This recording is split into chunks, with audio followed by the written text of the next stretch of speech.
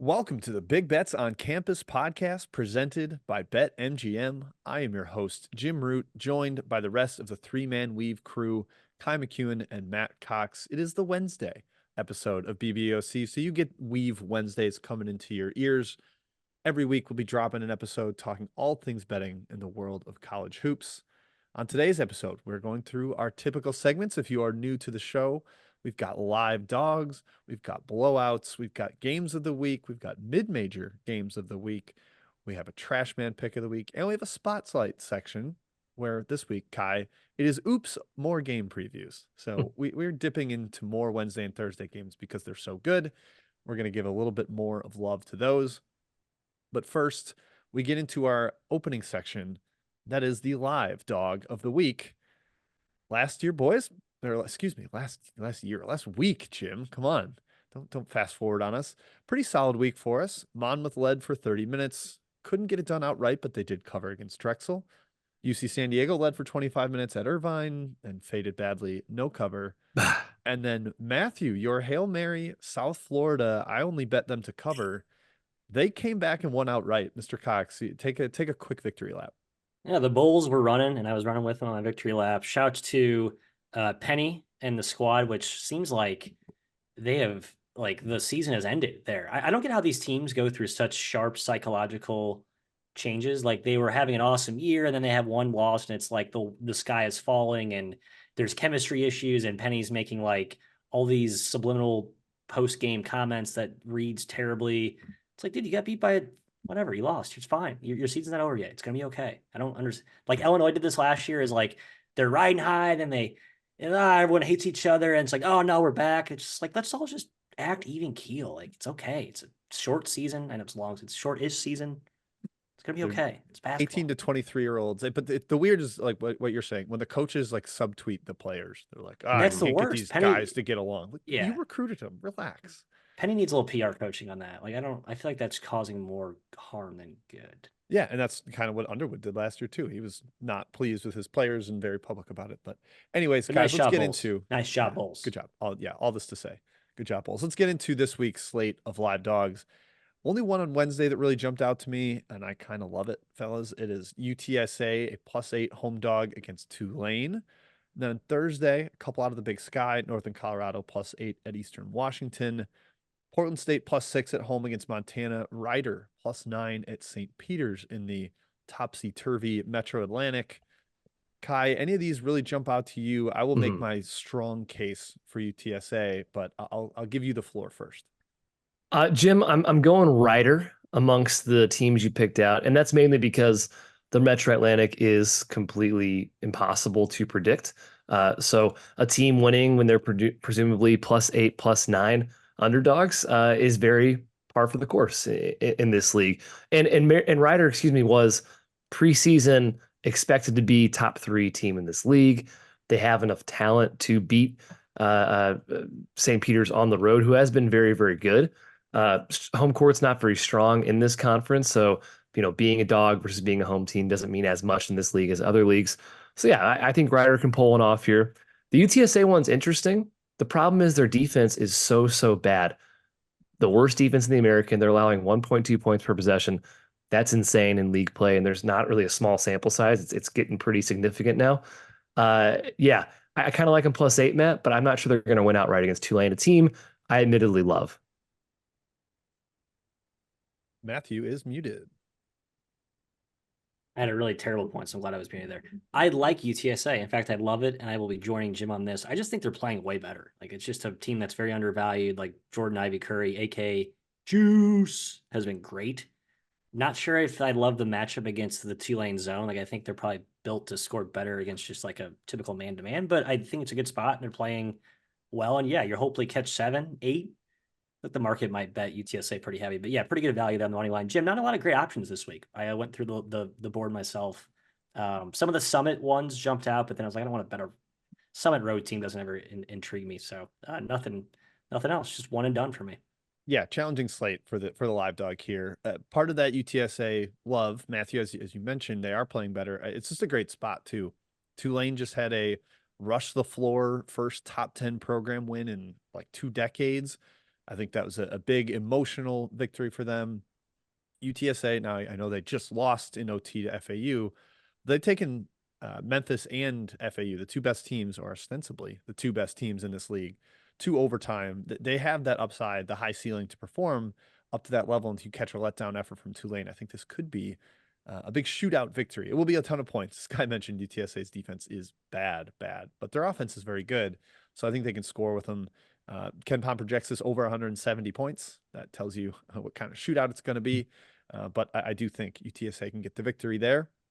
And I'm with Kai on Ryder. I think that one, just St. Peter's sitting atop the league 6-1, Ryder down there at 2-5 in the standings. It just feels like something could be a little funky given the preseason expectations. Ryder swept them last year. I think the Bronx can get it done there on the road. But Matt, nothing I can interest you with in Northern Colorado, like the absolute volume throwing fireball offense. The problem is they're playing Eastern Washington, who's been just as good, if not better.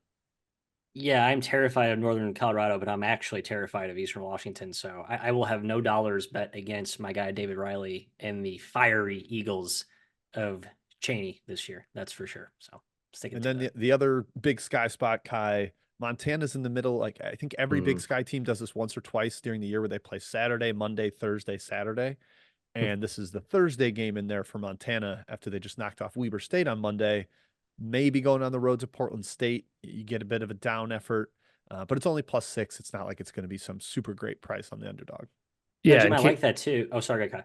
No, I was going to say KJ Allen's been out last 2 games for Portland State. He's really, really good.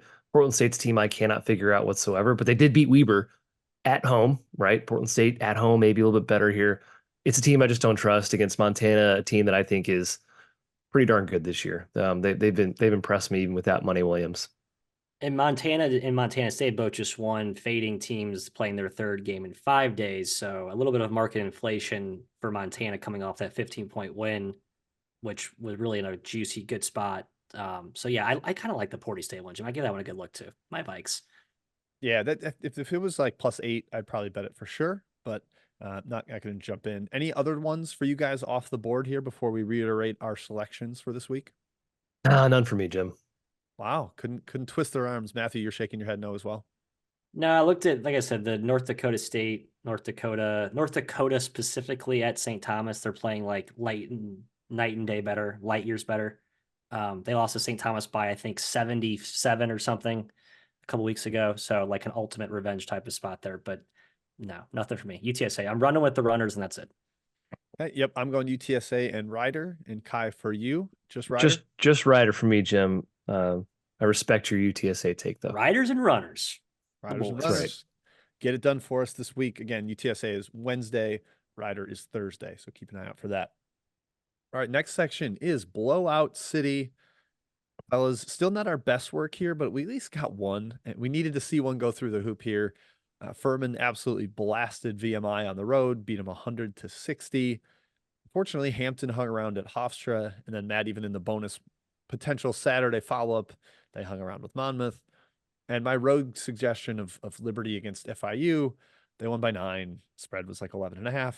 Didn't quite get there. So this one's tough during league play. The section is difficult. So proceed with caution, listeners. If you're not sold by our sell job on these, our pitches, then maybe stay away. We're probably not either. We're also not sold on the old goods for Sonya. All right, I picked out 2 here for the Blowout City. Wednesday, we've got Marquette headed to DePaul. From a spot section here, from a spot angle, this is going to be mostly Marquette fans. When it's a Saturday game, it's all Marquette fans. They come down from Milwaukee and fill the stands, and every single DePaul marketing tool, a picture they use is always from the hosting Marquette because it's a sellout, and it looks like, look at all this blue in the crowd. There's so many DePaul fans here, but no, it's pretty much all Marquette fans. And Kai, DePaul just fired their coach. Is this a program in disarray, or do they get a new coach, interim coach bump? Yeah, that's always kind of the fear, is sometimes these teams play sneaky good the first game after a firing or a change up in the locker room, a big injury, for instance, and then game 2 and 3 kind of goes downhill from there. But DePaul is not a team you can trust. 1-7 against the spread as a double-digit dog this season. So they have not been good covering these big spreads. They've been getting smoked. And Marquette, despite the injuries, to a couple of their guards is a very, very good team. One that can definitely blow DePaul out. And yeah, Jim, like you said, even though it's a Wednesday, I expect more Marquette fans there than DePaul fans. Matthew, any thoughts there? Is it possible that Matt Brady is like a seismic upgrade as a basketball coach, and thus may not be a reason to Is it Matt continue to Brady, fade his... former IUPUI coach Matt Brady? Nah, not he wasn't. He was Marist and James Madison. You're thinking of Oh, a James guy. Madison, Matt Brady. Oh, wow. Yes, yes, yes. Like I think he led them to their. Hold on, Ken Palm refreshing. Yeah, He led them to wasn't their horrible. best. Yeah, they had last year in 2016 they were 91st overall in Ken Palm. That's actually higher than Byington's gotten them. They had Mhm. Marist up to 100 in 2006. He's been an assistant everywhere. I think he was under Turgeon for a few years, and he bounced over to Oklahoma. I don't really know what he's been up to, but I'm pretty I think inclined to think he's going he to got turn it around. fired, and people were wondering why he got fired Okay. Similar to like the from Fairfield JMU. thing where Jay Young gets ousted, they bring in Casey, and Casey's been phenomenal. Like you could see a Mhm. similar type of, I know it's an in-season change, not a preseason change where you have time to restructure stuff, but I don't know. DePaul is so rock bottom, Jim. I'm sorry. I disavow this one. I think they could be kind of feisty going forward. Yeah, Kind of could be feisty. galvanizing effect there. So yeah, I'm not mega sold on it. I do think there's some angles for you if you're looking for Marquette. They are capable of beating bad teams. As Kai mentioned, DePaul stinks as a big dog this year, but the coach change makes it dicier, tough to figure out. The other one I proposed to the fellas here is Thursday. Pacific goes to St. Mary's. This is a 27-point spread. My Ooh, gosh. seems pretty big for a St. Mary's low possession game, but the Gales are rolling. The offense has actually been very, very good lately. They smashed San Francisco. Josh Jefferson and Gus Marchulionis are starting to really perform on the offensive end. And the big sticking point, or sorry, not sticking point, the selling point for this one is that the WCC uses the net in tiebreakers. So if it were to come down to St. Mary's and Gonzaga are tied atop the league based on common opponents head to head, it would go to the net. So blowing out bad teams is very incentivized. Matt, see Gonzaga beating San Diego on the road by 42 this weekend. Does that help you get on the Gales side here on a Thursday home date? 27 is such a laughably big number, but I kind of, yeah, I kind of get it. I mean, they just beat Santa Clara by what, 24, San Francisco on the road by 17. They won at LMU. A week before that, they beat Portland by 40, sandwiched in between there. So yeah, I think 27 is layable. I do. If that's a word, I'll poke it. I should have taken no, and Randy Bennett was acting way too cool for school during these like early trials and tribulations. Like he thought the team was going to be fine, and we should have just all believed him. And it turns out they might just be really good after all. Yeah, feels that way. Yeah, I can't lay 27. I think that's crazy. It's going to be a low possession game, relatively speaking. Pacific's the worst ATS team in the country, though, and they are 3-7 against the spread as a double-digit dog. So it's not like nuts, but this would be their largest spread of the season, 27 points by a significant margin too. I believe they were almost a 20-point dog against San Francisco, and they took them to overtime. So it's not impossible for Pacific to compete randomly. St. Mary's is amazing, but I'm not sure I can lay 27. Yeah, I think I'm going to lay this one. Kai, you mentioned the Pacific, the worst ATS team in the country. This is the second time in 3 years that Leonard Perry has been the worst ATS coach in the country. I was going to say Yikes. 2022. Yeah. They were horrible 2021, 22, and that was like they can't keep being this bad. They can't keep being this bad, and they kept rolling over and dying. I think they went like 4-24 against the spread, if I remember correctly. It's entirely possible they continue to be that way. And with St. Mary's, like I said, motivated and incentivized to win by as much as possible, I think that one could get ugly. All right, fellas, that's it for that. Let's move on to the big ones, the big guns, the power game of the week. Big Bets on Campus is proudly presented by BetMGM. Use bonus code ACTION when signing up to get up to $158 in bonus bets when you bet $5. This offer is applicable for new users in Arizona, Colorado, Illinois, Indiana, Iowa, Kentucky, Louisiana, Maryland, Massachusetts, Michigan, New Jersey, Ohio, Pennsylvania, Tennessee, Virginia, West Virginia, and Wyoming. Terms and conditions apply. Must be 21 or older to qualify. Gambling problem? Call 1-800-GAMBLER. All right, fellas, it's time for the power games of the week. The biggest one of the week is Wednesday in the SEC. I call it the Iron Ball, even though it's Iron Bowl, the basketball version. Matthew, Auburn headed to Alabama. Should be a track meet. Ken Palm expects almost 170 points. all kinds of perimeter shooting in this one. To me, the difference could be at the rim where Auburn is dominant. What do you see here? KenPom projects the spread as the Tide -2. It does feel low, but I think that just shows how good Auburn's been. I think the prevailing narrative around this game, and Bruce Pearl would even say this himself, is like, we really haven't played anybody yet. They've been killing good to even very good teams, and they just beat Mississippi, who I think is a very good team, by 23, beat LSU by 15, beat A&M by 11, although that game was basically tied with 3 minutes to play. This is their first true test, because I think we've learned that USC was not really a test. Indiana was not really a test, with all due respect. And they really their only two losses were at App State and the neutral against Baylor. So Bama, different beast. They've been playing much better. The only thing they've done wrong, Kai, is lose to Tennessee by 20, and Tennessee's been blowing a lot of people out, but Dalton Knecht playing like an absolute superhero. I like the Tide here. Just the fact that Auburn hasn't truly stepped up in premier class in a while. I just think it's a pretty good fade situation, despite me believing that this team is very real and a Final Four contender. Yeah, top 10 on defense and offense in the country is Auburn, right? There's not many teams that are that across the country, like a handful. I think they're a title contender. Broome is an All-American. Pearl's a great coach. But yes, the schedule is certainly something that sticks out, right? They have one win against the KenPom top 50 this season. They've only played 2 games against KenPom top 50. They've played 3 true road games.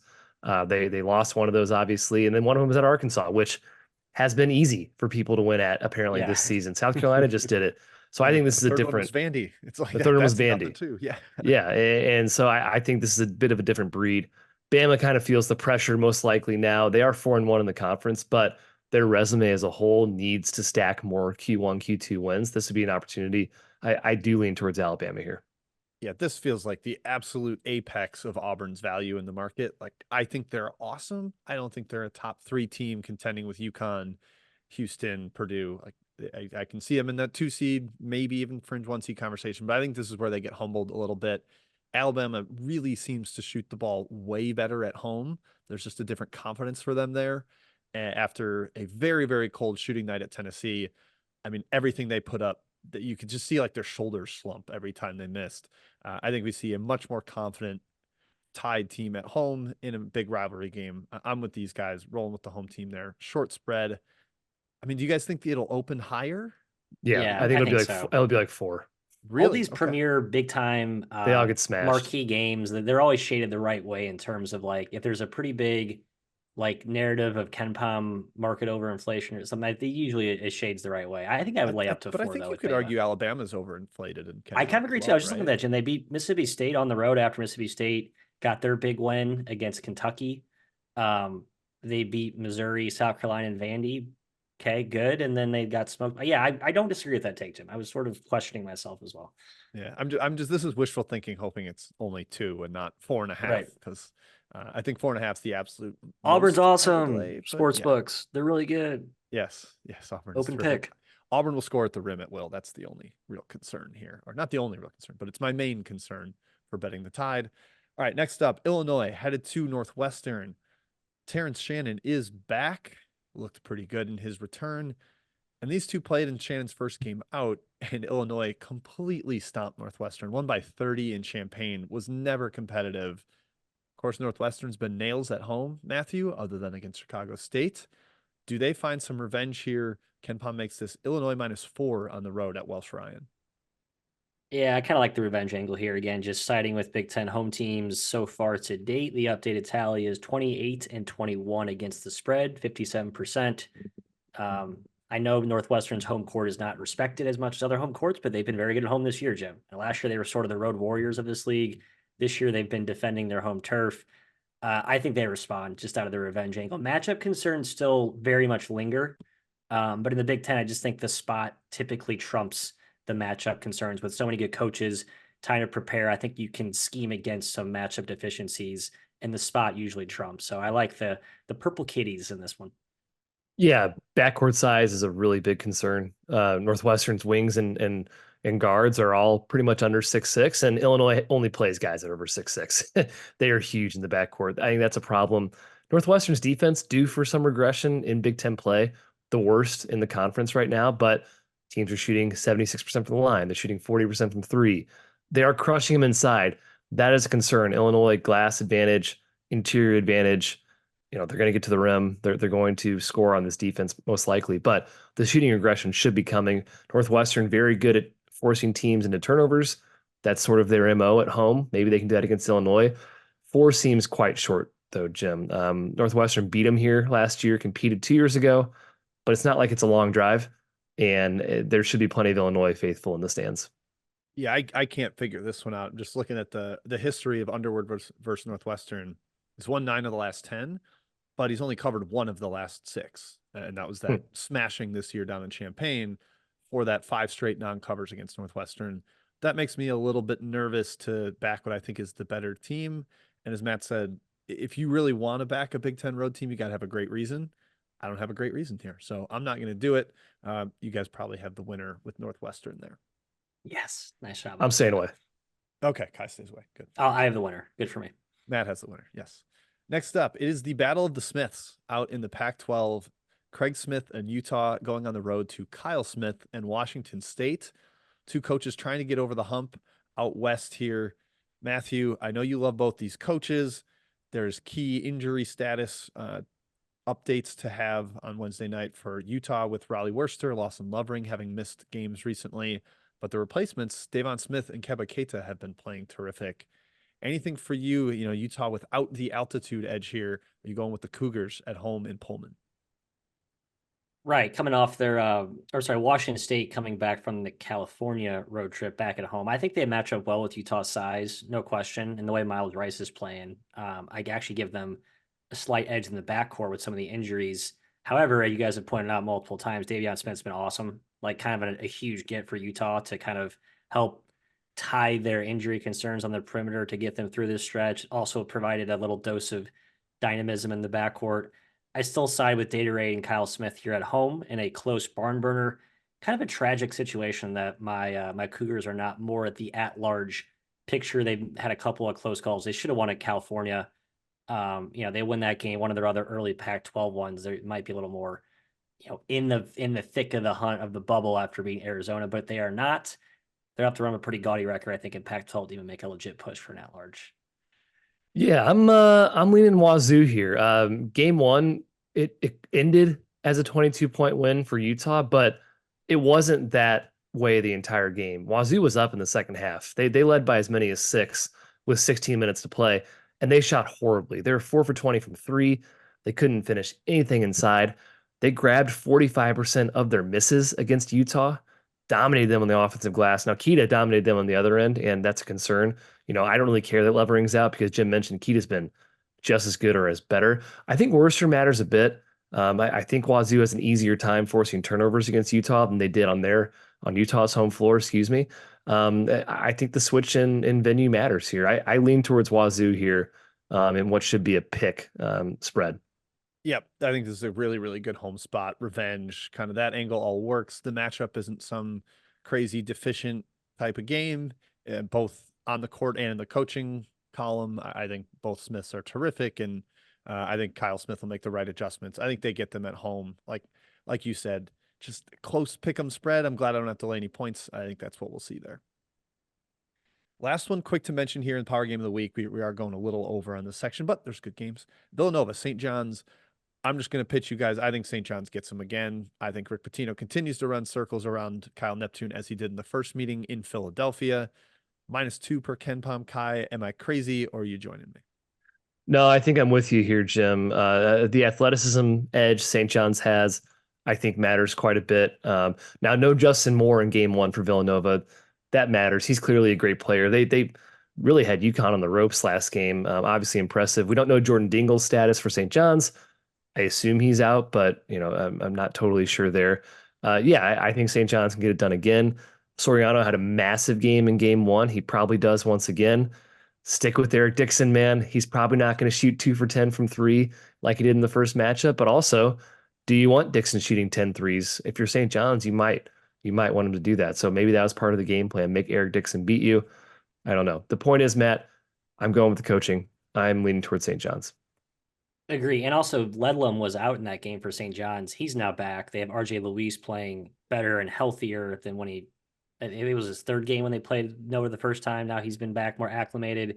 Would like to have Dingle in there, but I like St. John's here. You guys kept it simple. I'm with you. Yep, rolling with the Johnnies as I initially pitched. All right, that's all Wednesday because Thursday is the mid-major game, mid-major day for this week of college basketball. We're going to talk mid-major games of the week now, just doozies on Thursday. Starting in the America East, Vermont at UMass Lowell, with apologies to Bryant, likely the two best teams in the conference here. Matthew Lowell, a 3-point home favorite for Mr. Pomeroy. Vermont has been the big bad bully at the top of the mountain for years in this conference. Does Lowell finally unseat them, or are you going with the Catamounts on the road as a dog?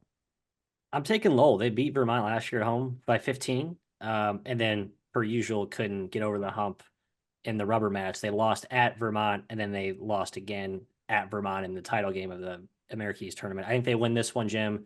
But yeah, I think this similar Vermont rules this league with an iron fist. That narrative continues this season, big picture. But in this game, I think Lowell, especially with Cole Bale back, who I know has been kind of a shell of himself. He's not played much. I think it was like 9 minutes last game. My goodness.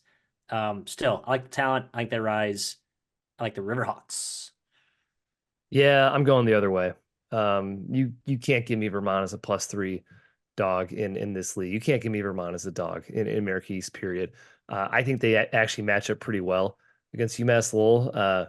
They don't foul. UMass Lowell is #1 in the league in free throw attempt rate. Vermont rebounds the ball, #1 in the conference in defensive rebound rate.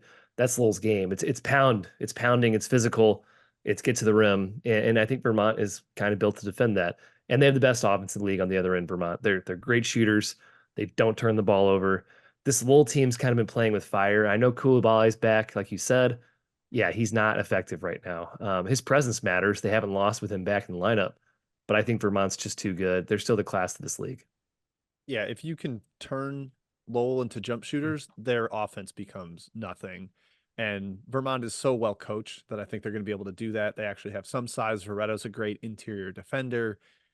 This is a very like spot versus matchup. I think the spot's great for Lowell, home run type of thing against the big bad bully of the conference coming to town. But I just don't love the matchup for them against Vermont. And they did. Vermont got Bogues back last game. Very important athletic wing defender. Will be very helpful in this matchup with his physicality. Next up, Grand Canyon at Stephen F. Austin in the WAC. Boy, I early in the year, at the start of the year, I thought these were going to be the two top teams. Grand Canyon has clearly been the best team in this league.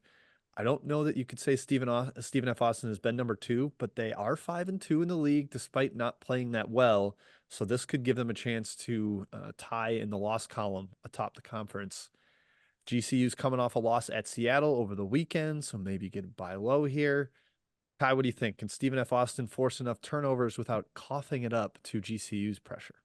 Oh man, this one's so tough. I love both teams. Similar to the last matchup, Stephen F. Austin did beat Grand Canyon at home last season, and Grand Canyon was pretty awesome. I think there's something to that. Stephen F. Austin's so frustrating because they do just turn the ball over so much. They're so sloppy with it, but they can get back what they lose with that aspect with hustle plays and rebounding and just absolutely knocking the shit out of the other team for 24 hours, 40 minutes, what have you. If the refs let them play, I think Stephen F. Austin has an advantage here. I think that their style of play lends to that. The concern, of course, is if they don't let them play, it's going to be a free throw-a-thon for Grand Canyon. It's going to be domination on that end of the floor. So I'm pretty torn on this one. I'll probably stay away. I think it's Jax. Just the spot screams Jax. That great schedule development where you get a whole week off after the Seattle win. And GCU had to play on Saturday. Now they still get like most of the week off to make the travel, but still, I like SFA here. I think at home they create that havoc type of environment that'll play well for them. It could be an absolute demolition on the glass. That's my concern with the size discrepancy here. But I think, as Kai mentioned, SFA, especially at home, can counter that with all their pressure. They can kind of take GCU out of their comfort zone and play the game as they dictate it. So I like the Jacks at home. Short home doggy. Yeah, I probably won't bet this game, but I do lean Stephen F. Austin at home. I think a type of team that they are pressure and kind of force the officials to make decisions in terms of are we fouling or are you going to let this go, all the hand checks and stuff. That plays up so much better at home. in a massive home crowd environment. Like this is the best crowd SFA will have all year, most likely. I think that's going to be typical for GCU playing road games. So I lean their way, but the talent gap, especially offensively, man, the way Grant Foster's playing, Blackshear's back in the lineup, and Ray Harrison, it's hard to fully commit to SFA here. So I'm not quite going to do it, but I lean their way. You mentioned Bryce Drew is 0-2 in his career against SFA at SFA. I didn't say that. There you go, man. There you go. Facts. 0-3 coming up. All right, last one to mention, Oakland at Green Bay. Did not expect these two to be atop the Horizon standings at this point in the year, but terrific coaching jobs by Greg Campy and Sonny Sundance Wicks on the Green Bay side has them there. Matt, a very slight favorite for the Golden Grizzlies on the road, -1. Green Bay has sort of outperformed their advanced numbers. They've had some really good shooting luck in league play, if I don't say so myself. But what does that do for this particular matchup for you on Thursday night? I lean toward Oakland. I would lean harder, and I regret not betting Oakland in the first match between these two, just because it's the first time you're seeing the funky zone and the unorthodoxy that comes with playing this version of Oakland, especially much deeper, much more physical than what we've seen from prior years. And also just the zone in general takes Noah Reynolds out of his, like, I can wheel and deal and pick and roll and attack my guy off the dribble man-to-man. But Sonny Wicks, as you mentioned, great coach. I am sure he will have something dialed up in the rematch here, especially at home. So they've also been Oakland's been off for a whole week as well. Just something to know here too. I do lean Green Bay in this spot. No, I'm going Oakland. Also, Matt, you would not have covered if you bet Oakland. Matchup 1, Green Bay, as they've done all season, furious comeback. They were down 13 and they got up. They covered. There was a 7 or okay, 7.5. Yeah, their luck in conference play has been insane. So they're 15 for 36 in that game against Oakland from 3, 41%. Oakland 5 for 17. No team has shot. No group of teams has shot worse against Green Bay in the league than teams against Green Bay. Free throw line too. Free throw line. 68% teams have shot against Green Bay, second lowest in the conference. It's insane. And you saw the regression a little bit, at least on Green Bay's end against Northern Kentucky. I'm furious. I did not bet Northern Kentucky. Yeah, they stomped them. Green Bay couldn't hit anything because normal teams have those off nights. I think they will again. I lean Oakland here. I think they're just a much better team. I really do. Green Bay's risen 120 spots in KenPom. They're peak value right now. Yep. I would keep an eye out on David Douglas's status for Green Bay too. He's been a part of their scorching 3-point shooting, but he's missed the last 3 games. Last time he played, he had 26 points on 6 of 10 3-point shooting. If he remains out, just takes away one more weapon from a team that's been super reliant on jump shooting. And I don't think it's going to continue. So if he's out, I definitely lean Oakland getting the sweep there. All right, boys. Now we've got Trashman pick of the week. I tried to be nice and leave Army out of it this time, but they are playing at Boston U on Wednesday in a 121-point total game. So just to note that the troops are still playing ugly games. But we're going with Jacksonville State at Middle Tennessee. We mentioned Middle Tennessee in the section last week. Both these teams are slow. Both offenses are way worse than both defenses. That is why the predicted score is 60-57. Matthew, the JSU Gamecocks -3 on the road at the Blue Raiders of Middle Tennessee. You're going to go with the great home environment that Middle Tennessee has built. Yeah, I am. But unfortunately, at home so far, they've lost to Louisiana Tech and lost to Sam Houston at home to start league play. Now, those are the 2 top teams in the league. Jacksonville State was trending toward that. I still don't believe they're in that same echelon, so to speak, but fool me once, fool me twice, fool me thrice. I will go back to the well, Jim. I still believe in the home court value, especially in this kind of revamped conference. Now, Jacksonville's actually, across country from Murfreesboro, but still, it's just a good home spot. I trust it. I'll back it. And yes, it will be an ugly game because Middle Tennessee's offense is a disaster right now. And they have just no talent offensively, no skill. It's just smoke and mirrors. That's why they've lost games. So maybe I'm still a stubborn fool, Kai. Yeah. They're the second worst ATS team in the country, Middle Tennessee, and they can't score. That's the reason why. Jacksonville State's been great. They're legitimately good. I tend to think they win this game. Now, the point in Middle Tennessee's favor is they kind of take away what Jacksonville State wants to do, which is pound the rim. I think they're among the tops in the country. Middle Tennessee in disallowing. I say that actually. I have it reversed. Middle Tennessee allows quite a bit at the rim. They have a pretty low 2-point percentage defense, which has been great in conference play at least, but they are allowing shots there. So I take that back. Jacksonville State, with their ability to offensive rebound, we know Ray Harper's style of play is physical, and we know their talent this year is elevated with Kiki Tandy, right, coming over from Xavier. I think Jacksonville State gets it done. I'm totally out on Middle Tennessee. Yeah, the full emergence of Mason Nicholson. I mean, he's not a star for Jacksonville State, but he's starting to play like 20 minutes a game, giving them a true 7-footer, 6'10", 280-pounder to go with a bunch of big wings and Brigham, Purdue, guys that can really rebound from their positions. Jacksonville State is a bully on the glass, especially in this conference. I could see them just not, completely dominating, blowing out Middle Tennessee, but just slowly but surely kind of crock-potting them because Middle Tennessee's offense is terrible. There's no shooting, no shot creation. If they can't get to the free throw line, they're really not going to score. So, yep, gonna probably stay away from that game because, hey, it's Trashman pick of the week, and we do not need to dumpster dive if we don't have to. All right, wrapping it up, guys, with the spotlight section. We're going to hit a couple more games rapid fire here. It is the Oops All Game Previews spotlight section. On Wednesday, Matthew, Colorado and Washington out in the Pac-12. I know you've been impressed with the Buffaloes lately. Do they get it done at the Huskies? No, because Washington's at home, Jim. That's the only reason why I like Washington home. I know without Frank Kepning, his team's been a shell of itself, and Colorado's getting healthier, and they're playing defense, and I like what I've seen from the Buffies, but I just think the home spot here, especially with this kind of awkward Wednesday schedule, I think after this week, the Pac-12 goes back to its normal Thursday, Saturday routine. But I think this kind of herky-jerky setup is going to work well for the home teams. Just my theory. All right, Kai, in the SEC, you get Mississippi State on the road at Florida. Gators have been much better at home despite a narrow L to Kentucky, but they just got their first road win at our Missouri Tigers. Do they continue taking care of business here with the Bulldogs coming to town? Florida, a slight -3 favorite. I'm not. Nope.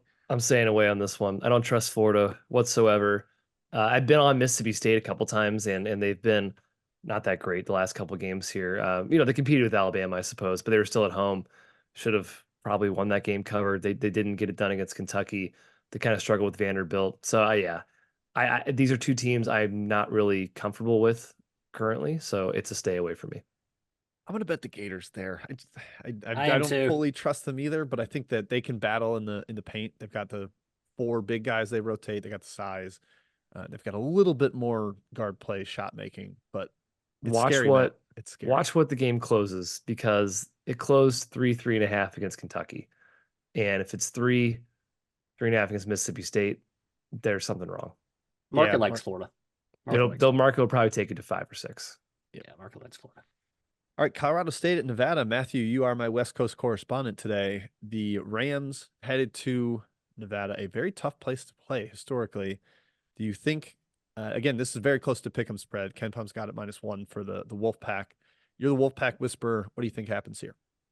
Man, 3-game slide for the Pack. They don't look the same as they did to start. We always thought they were a little bit overvalued, perhaps playing a little bit above their heads. Still a good team. Is this kind of the get-right spot against Colorado State, who hasn't been a little bit shaky the last couple of weeks? I know they got the big one against UNLV. They probably shouldn't have won that game.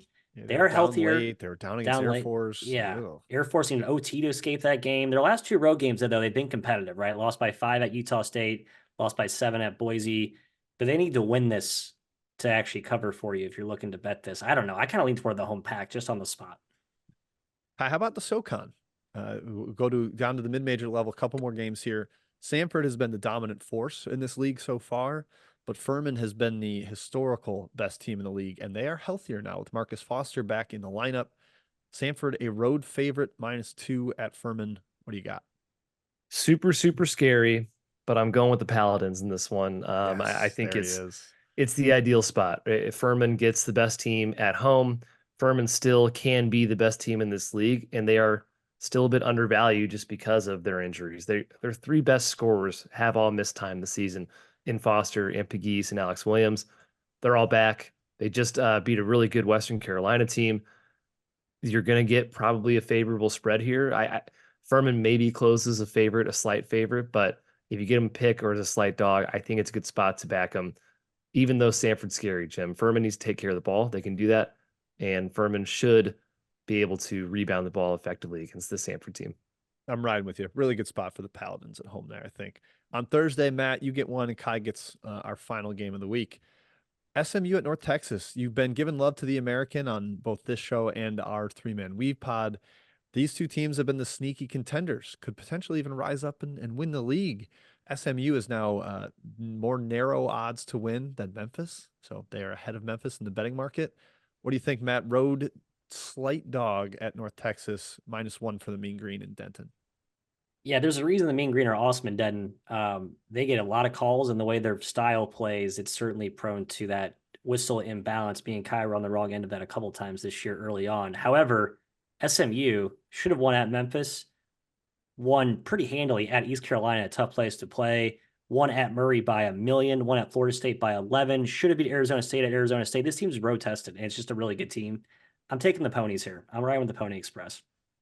Yeah, some injury concerns there still for North Texas with Jones and with Bugs, trying to make sure those guys are back fully healthy. It does seem like this SMU team just has an identity figured out. All right, last one, Kai. Gonzaga in the WCC. We talked about the net tiebreaker and the incentive to win by a lot, but for that tiebreaker to matter, they're going to have to beat San Francisco, who St. Mary's just rolled. The Zags -9 at home in the Kennel with San Francisco coming to town. Is that too many points for the Dons? Yeah, on the surface, maybe it feels like a lot, but Gonzaga dominates the Dons at home, and I think they will continue to. I think San Francisco, I said it against St. Mary's, they're overvalued. They've beaten up on bad teams. They've blown out bad teams. They've competed with better teams, but they have not gotten it done against those better teams, with the exception of Minnesota, who, take them for what you will. But I think it's a different game against Gonzaga. I think the Zags pull away, get it by double digits later. I kind of expect San Francisco to take money, so you might get this one at less than Kim Pum's 9-point spread. Yeah, it does feel like it was a cute storyline for a while that maybe San Francisco could be the best team in the league, but then really fell flat in their first test against St. Mary's and potentially could do the same here. We know they love to get up for that game, but it's still a little bit of a talent gap between the two. All right, that wraps it up, fellas, for this week's episode, Wednesday episode of Big Bets on Campus. Thank you to BetMGM for sponsoring this episode. Thank you all listeners for tuning in. Enjoy the Friday episode this week that's coming later in the feed. We will see you next week, Wednesday, here on Big Bets on Campus.